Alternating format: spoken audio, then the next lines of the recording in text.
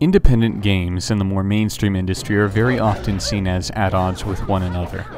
You don't have to take a long stroll through just about any gaming site before unearthing the most vocal minorities of either side of the budget spectrum, duking it out over which of the two fandoms has the fewest excuses for its worst games.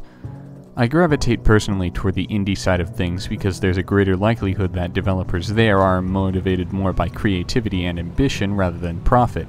But I'm not simple-minded enough to just pick a side. Some of the figurehead titles that the indie scene flaunts are just as repulsive as plenty of AAA titles. Case in point, Superbrothers Sword and Sworcery EP. Sword and Sworcery was created with an almost entirely different fandom in mind, that kind supposedly at odds with the AAA industry. But it has far more in common with a game like, say, Call of Duty 4, or any of the myriad war shooters that copy it, than a lot of people would like to acknowledge. It does the same thing to the point-and-click adventure with Babby's First puzzles, quick-time event combat, and shallow storytelling that Call of Duty 4 did to the single-player first-person shooter with script-heavy enemy AI, an emphasis on cover shooting, and a whole fuck-ton of gaudy war film set pieces. It dumbs itself down to a funny-smelling pile of pretentious, smug garbage. One of the most important elements of an adventure game, generally more important than in any other genre, is its story. Since the gameplay doesn't often involve meaningless physical conflict, a good adventure game needs a strong narrative and world to contextualize its much more peaceful elements like puzzles and character interaction. So, going contrary to common sense, S&S is narratively bankrupt. The story opens as the protagonist, known as the Scythian, sets off on a journey to steal an artifact from an evil tomb. Having done this, she awakens an evil spirit and goes on another quest to awaken some counter-spirits and defeat the three magical triangles in fierce games of table tennis. It's the simple, basal hero story that was already beaten to death centuries ago, and the game certainly doesn't pump any new blood into it. Along for the ride are two other characters, specifically Logfella and Girl, who are about as creative and charismatic as their names.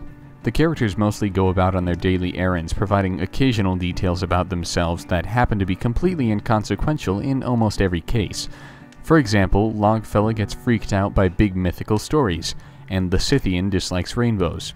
And these character traits, which are the most memorable of the very few traits these characters actually express, are never actually shown, just told, hold zero bearing on their actions, and are never mentioned more than once. The narrative is held loosely together with writing that is best described as hipster, and not just any regular old hipster, mind you, but the kind of hipster you normally hear in phrases like "fucking hipster" and "stupid hipster shit." My 4 years of American high school education are only a matter of weeks behind me, so perhaps I'm just a bit too jaded, but it's this type of talk that I was just so glad to finally escape when I graduated. The writing is intentionally out of place as part of what I think is supposed to be an attempt at humor. It's mildly amusing the first few times you read something like, "Logfellow was 100% ready to move it to the safety of his lodgings." But when a character is describing his toilsome journey, and all of a sudden drops terms like "super boring" in the middle of generally more interesting diction, there's just no way for it to sound anything but shoehorned in. Often it forms an unwarranted and unappealing stark contrast with other bits and pieces of the story that use goofy platitudes, biblical-sounding terms, and alliteration. Since adventure games build their gameplay upon the foundation provided by their narratives and worlds, S&S makes absolutely no attempt to create intriguing puzzles, exploration, and enemies. After all, what is there to build on a mucky foundation of sod and Santorum? The challenges have no more than a tangential connection to the situation at hand, and instead serve merely as impediments to the plot. The puzzles have no bearing on the world around them, and the rare instances of combat have no context other than the fact that a bad guy has decided to attack you. These problems wouldn't be too much of, well, a problem if the gameplay itself was presentable, but it isn't. The two main gameplay elements are right in the title, swordplay and a bastardized spelling of sorcery. The combat, though thankfully pretty infrequent, is the most glaring flaw in the gameplay. It is a quick-time event. You and your only one enemy stand facing one another. Your only one enemy rushes at you, and you hit your only one enemy or draw your shield when it gets close enough, and you repeat this reaction-based procedure until it dies. When you're not fighting minions, you fight boss battles against triangles. There are 3 spread throughout the narrative, and they are all almost exactly the same pathetic fight.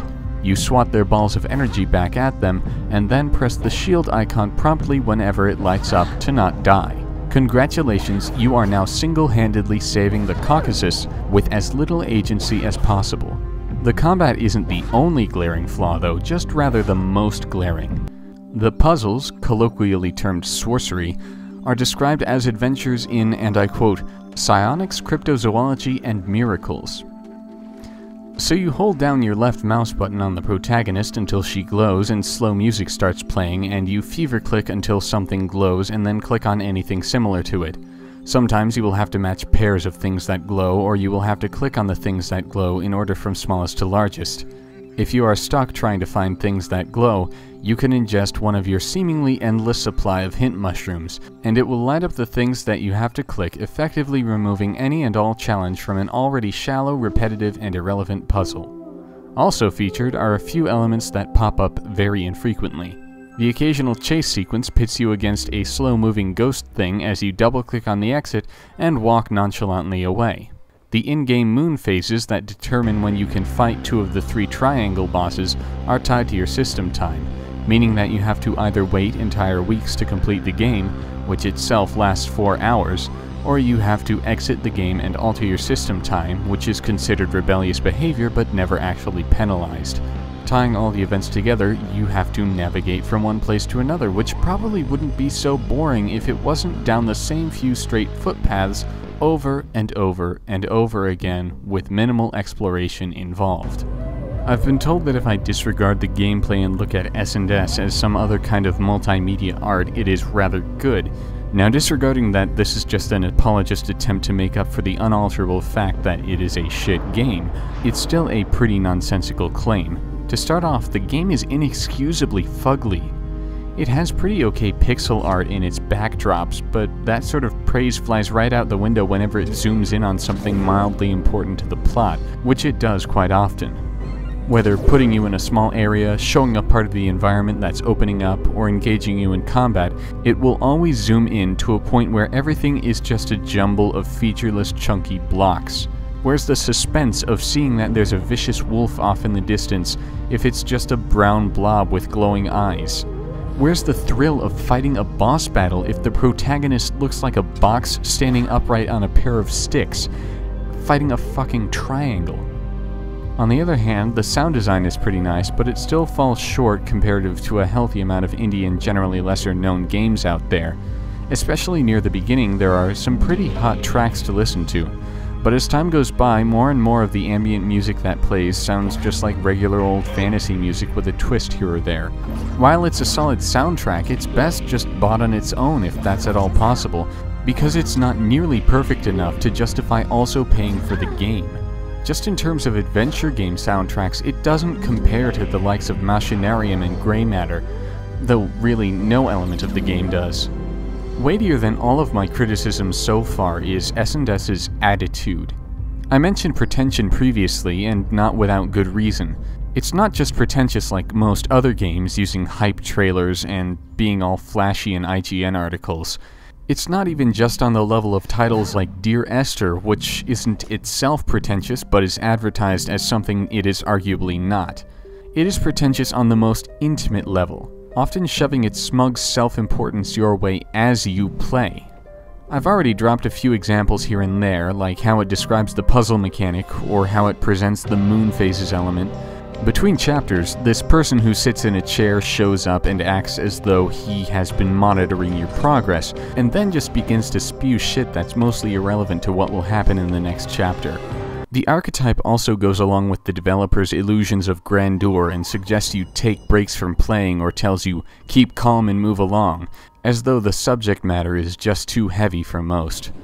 He calls the game an experiment, which is funny because it's just about the most basic point-and-click adventure I've seen, diametrically opposed to actually testing any new ideas. You know, that's what experiments are for. He also really emphasizes that you use the game's built-in Twitter feature to retweet anything the characters say, normally to be found in the book you steal at the beginning of the game, which just so happens to be a bunch of Twitter feeds written by the characters of the game. So if your Twitter isn't already stupid enough, you can do your part by advertising a game whose biggest plot-driving device is Twitter. Sword and Sworcery is an abomination, an absolutely mindless product and one of the worst games I have ever played, that has somehow made it big in the indie market. In a genre known for making magic through slow intellectual challenges, no less, it has just no redeeming qualities. It is busy work set to a bog-standard plot, and it is worth nothing but avoidance.